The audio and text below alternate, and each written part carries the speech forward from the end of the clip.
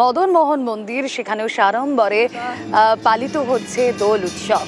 কথা বলবো, প্রতিনিধি শুভঙ্কর রয়েছেন সঙ্গে। শুভঙ্কর,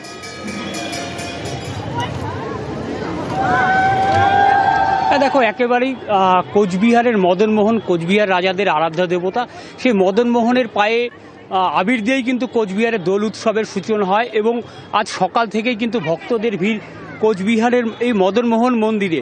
শুধু কোচবিহারের বাসিন্দা না, রাজ্যের বিভিন্ন এলাকা থেকে বহু মানুষ সকাল থেকেই হাজির হয়েছেন এই দোল উৎসবে।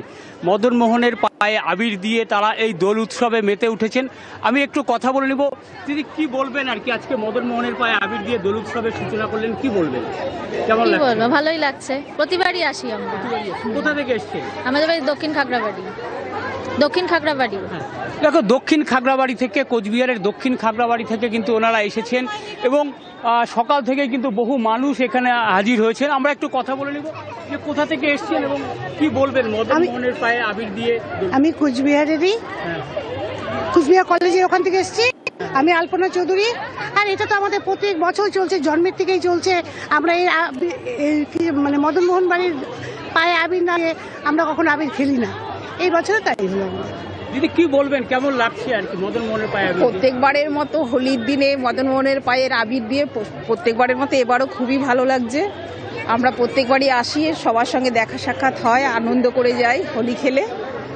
এবারও যথারীতি সেভাবেই চলছি। বেশ, এবার একটু বাঁকুড়া বিষ্ণুপুরের ছবিটা আমাদের দর্শকদের সামনে তুলে ধরবো।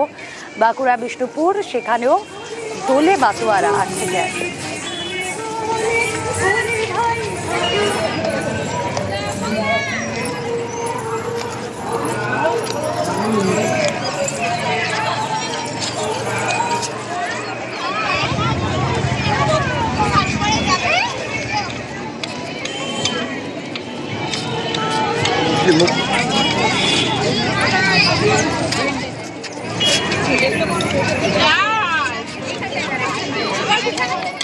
আর বসন্ত উৎসব যখন, তখন শান্তিনিকেতনের ছবিটা না দেখালেই নয়।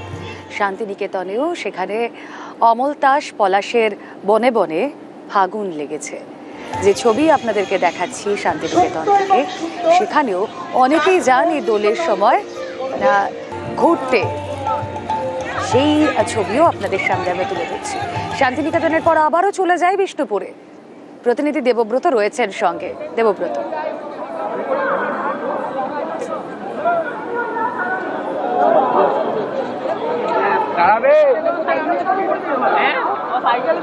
চালাবি আমারটা।